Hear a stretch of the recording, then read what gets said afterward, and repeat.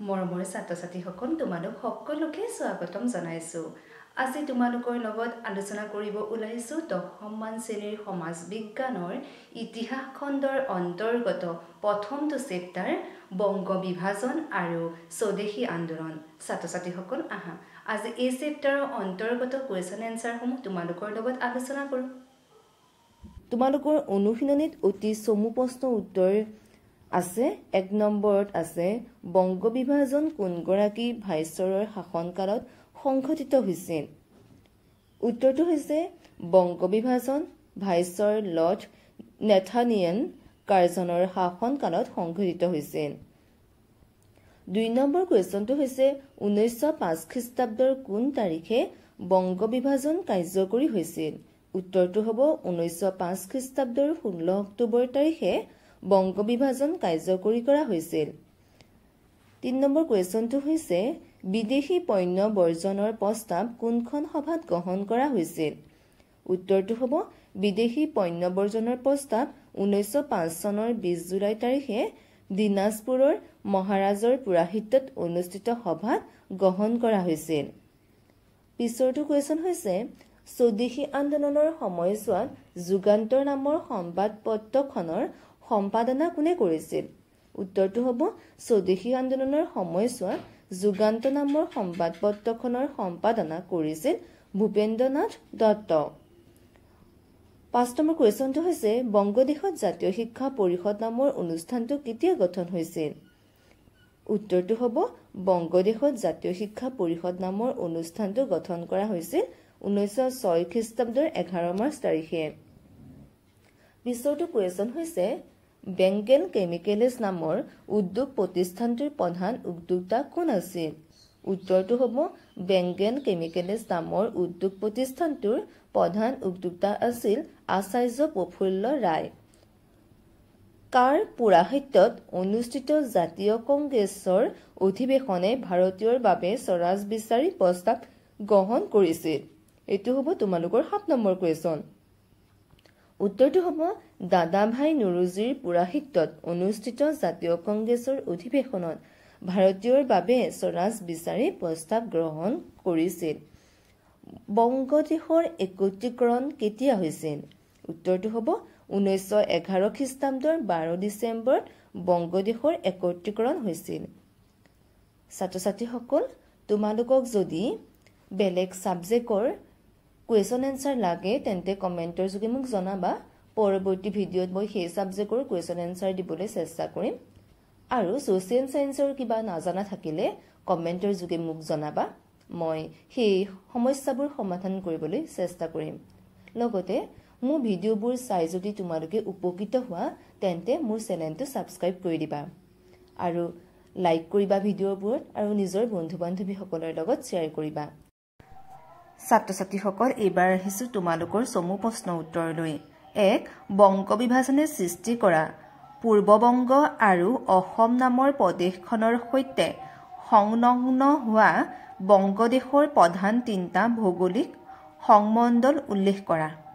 উত্তৰ হ'ব ঢাকা, চট্টগ্ৰাম আৰু ৰাজশ্বাহী। 2 নম্বৰ কুৱেশ্যনটো হৈছে বংগ বিভাজনৰ অন্তৰ্নিহিত উদ্দেশ্য কি আছিল, চমুকৈ লিখা।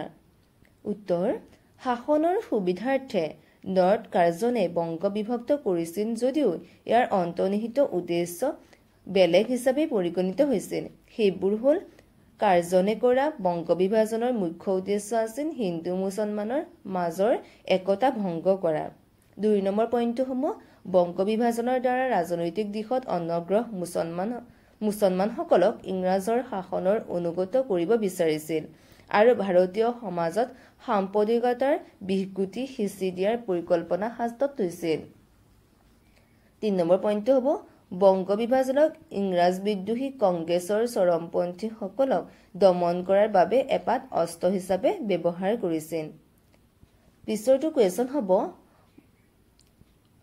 বংগ বিভাজন বিৰোধী আন্দোলনে স্বদেশী আন্দোলনৰ নাম কিয় পাইছিল, চমুকৈ লিখা। এইটো তোমালোকৰ পিছৰটো কুৱেশ্যন।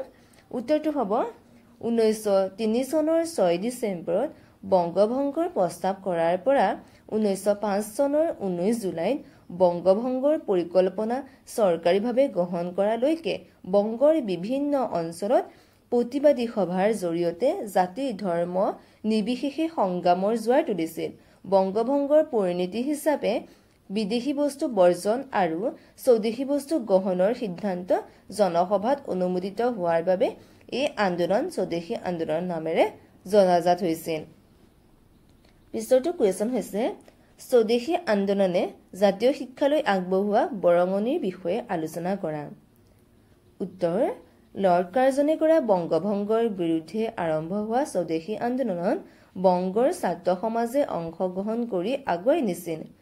এই ছাত্ৰ সমাজক আন্দোলনৰ পৰা আঁতৰাই অনাৰ উদ্দেশ্যে বংগ চৰকাৰৰ মুখ্য সচিব কাৰ্লাইলে এখন জাননী জাৰি কৰি ছাত্ৰসকলক আন্দোলনৰ পৰা আঁতৰি থাকিবলৈ নিৰ্দেশ দিছিল, যদিও ছাত্ৰসকলক আন্দোলনৰ পৰা আঁতৰি আনিবলৈ সক্ষম হোৱা নাছিল। এই ছাত্ৰসকলে ভৱিষ্যতৰ কথা চিন্তা কৰি জাতীয়তাবাদী নেতাসকলে জাতীয় শিক্ষানুষ্ঠান গঢ়ি তোলাৰ পোষকতা কৰিছিল। ৰবীন্দ্ৰনাথ ঠাকুৰ প্ৰচেষ্টাত 1905 চনৰ 6 আগষ্টত বংগ জাতীয় বিদ্যালয় নামৰ প্ৰথমখন জাতীয় শিক্ষানুষ্ঠান গঠন হয়। 8 নৱেম্বৰত ৰংপুৰত দ্বিতীয়খন জাতীয় বিদ্যালয় স্থাপিত হয়। 1906 চনৰ 11 মাৰ্চৰ জাতীয় শিক্ষাৰ শীৰ্ষ অনুষ্ঠান জাতীয় শিক্ষা পৰিষদ স্থাপিত হয়। পৰৱৰ্তী পৰ্যায়ত বংগদেশত বহুকেইখন প্ৰাথমিক শিক্ষানুষ্ঠানৰ লগতে মহাবিদ্যালয় আৰু বিশ্ববিদ্যালয় স্থাপিত হয়। স্বদেশী আন্দোলনৰ সময়ছোৱাত বংগদেশৰ জাতীয় শিল্পৰ বিকাশ কেনেদৰে হৈছিল? পিছৰটো কুৱেশ্যন। উত্তৰটো হ'ব ভাৰতবৰ্ষৰ অৰ্থনৈতিক তথা উদ্যোগ খণ্ডলৈ স্বদেশী আন্দোলনৰ অৱদান অতি গুৰুত্বপূৰ্ণ। বিদেশী বস্তু বয়কট আন্দোলনৰ কাৰ্যসূচী হিচাপে গ্ৰহণ কৰাৰ পৰা বংগদেশৰ বিভিন্ন ঠাইত কুটীৰ শিল্প উদ্যোগৰ লগতে ডাঙৰ শিল্প উদ্যোগ গঢ় লৈ উঠিছিল। সূতা কটা কল, তাঁতশাল উদ্যোগ, জুইশলা উদ্যোগ আদি কাৰখানা গঢ়ি উঠিছিল। ইয়াৰ লগে লগে জাতীয় বেংক আৰু স্বদেশী বীমা কোম্পানীবোৰ গঢ়ি উঠিছিল। ৰবীন্দ্ৰনাথ ঠাকুৰৰ স্বদেশী ভাণ্ডাৰ, সৰলা দেৱীয়ে লক্ষ্মীৰ ভাণ্ডাৰ প্ৰতিষ্ঠা কৰিছিল। নীলৰতন চৰকাৰৰ উদ্যোগত ব্ৰহ্মলক্ষ্মী কটন মিল, প্ৰফুল্ল ৰায়ে বেংগল কেমিকেলছ আৰু জামছেদজী টাটাই বিখ্যাত লৌহ শিল্পৰ কাৰখানা গঢ়ি তুলিছিল। এইদৰে বিখ্যাত আন্দোলনক কেন্দ্ৰ কৰি ভাৰতবৰ্ষক বিভিন্ন ঠাইত আধুনিক শিল্প উদ্যোগৰ বুনিয়াদ গঢ়ি তুলিছিল। ছাত্ৰ ছাত্ৰীসকল, এইবাৰ আহিছোঁ তোমালোকৰ 6 নম্বৰ কুৱেশ্যনটো। 6 নম্বৰ কুৱেশ্যনটো হৈছে স্বদেশী আন্দোলন দমন কৰাৰ উদ্দেশ্যে ব্ৰিটিছ চৰকাৰে কি কি আন্দোলন বিৰোধী কাৰ্যসূচী গ্ৰহণ কৰিছিল? উত্তৰ: লৰ্ড কাৰ্জনে কৰা বংগভংগৰ বিৰুদ্ধে আৰম্ভ হোৱা স্বদেশী আন্দোলনক দমন কৰাৰ উদ্দেশ্যে ইংৰাজ চৰকাৰে বিভিন্ন কাৰ্যসূচী হাতত লৈছিল। তেওঁলোকে কংগ্ৰেছৰ উদাৰপন্থী নেতাসকলক হাতৰ মুঠিত ৰখাৰ উদ্দেশ্যে তেওঁলোকক বিভিন্ন উপাধি, পদ আৰু পদক প্ৰদান কৰিছিল। তেওঁলোকে কাৰোবাক উচ্চ ন্যায়ালয়ৰ বিচাৰপতি পদ, সংসদৰ সদস্য পদ আদি যাচি বংগভংগৰ পৰিকল্পনাত তেওঁলোকৰ সমৰ্থনত আশা কৰিছিল। কিন্তু এইবোৰে স্বদেশী আন্দোলনৰ স্থিতি দুৰ্বল কৰিব পৰা নাছিল। বহুকেইগৰাকী কংগ্ৰেছী নেতাই ইংৰাজৰ আগবঢ়োৱা উপাধি, পদক আদি বৰ্জন কৰিছিল। এইবাৰ আহিছোঁ তোমালোকৰ 7 নম্বৰ কুৱেশ্যনটোলৈ। স্বদেশী আন্দোলনৰ 3টা ফলাফল উল্লেখ কৰা। উত্তৰ: স্বদেশী আন্দোলনৰ 3টা ফলাফল হ'ল: ক. জাতীয় সাহিত্যৰ বিকাশ। বংগ বিভাজনৰ বিৰুদ্ধে আৰম্ভ হোৱা স্বদেশী আন্দোলনে জাতীয় শিক্ষা সৃষ্টিত বিশেষ অৰিহণা যোগাইছিল। সেই সময়ত প্ৰকাশিত বহুকেইখন আলোচনী যেনে বেংগলী, যুগান্তৰ আদিৰ লগতে বহুকেইখন নাটক যেনে চিৰাজ উদ্দৌলা, মীৰ কাছিম আদিয়ে জাতীয়তাবাদ আৰু দেশভক্তিৰ উদ্যম জাগ্ৰত কৰাত সহায় কৰিছিল। জাতীয় শিক্ষাৰ বিকাশ। স্বদেশী আন্দোলনে জাতীয় শিক্ষাৰ বিকাশৰ ক্ষেত্ৰত বিশেষ অৰিহণা যোগাইছিল। জাতীয় শিক্ষাৰ বিকাশ ঘটোৱাৰ উদ্দেশ্যে বংগৰ জাতীয়তাবাদী নেতাসকলে বংগৰ বিভিন্ন ঠাইত জাতীয় শিক্ষানুষ্ঠান গঢ়ি তুলিছিল। 1905 চনৰ 6 আগষ্টত বংগৰ জাতীয় বিদ্যালয় নামৰ জাতীয় শিক্ষানুষ্ঠানটো স্থাপন হৈছিল। পৰৱৰ্তী পৰ্যায়ত বহুকেইখন বিদ্যালয়, মহাবিদ্যালয়, বিশ্ববিদ্যালয় আদি স্থাপিত হৈছে। পিছৰটো পইণ্ট হৈছে স্বদেশী আন্দোলনে মহিলাসকললৈ আগবঢ়োৱা অৱদান। স্বদেশী আন্দোলনে বংগদেশৰ মহিলাসকলক আন্দোলনৰ লগত জড়িত হোৱাৰ প্ৰৱণতা গঢ়ি তুলিছিল। ভাৰতীয় মহিলাসকলক ঘৰৰ চাৰিবেৰৰ মাজৰ পৰা উলিয়াই আনি নিজৰ প্ৰতিভাক বিকাশত সহায় কৰিছিল। বংগদেশৰ নাৰীৰ সাহসিকতা দেখি ব্ৰিটিছ চৰকাৰো স্তম্ভিত হৈছিল। ছাত্ৰ ছাত্ৰীসকল, এইবাৰ আহিছো এই চেপ্টাৰৰ একেবাৰে শেষৰটো কুৱেশ্যনলৈ। কুৱেশ্যনটো হৈছে স্বদেশী আন্দোলনৰ 3টা অৱদান উল্লেখ কৰা। উত্তৰটো হৈছে স্বদেশী আন্দোলনৰ 3টা অৱদান হ'ল ক, স্বদেশী আন্দোলনে ভাৰতবাসীৰ গণ আন্দোলনৰ সম্পৰ্কে এটা ৰাজনৈতিক শিক্ষা দি যাবলৈ সক্ষম হৈছিল। দেশৰ সকলো জনসাধাৰণে যে আন্দোলনত যোগদান কৰিলে সফলতা লাভ কৰিব পাৰি, সেই কথা তেওঁলোকে স্বদেশী আন্দোলনৰ পৰাই আয়ত্ত কৰিছিল।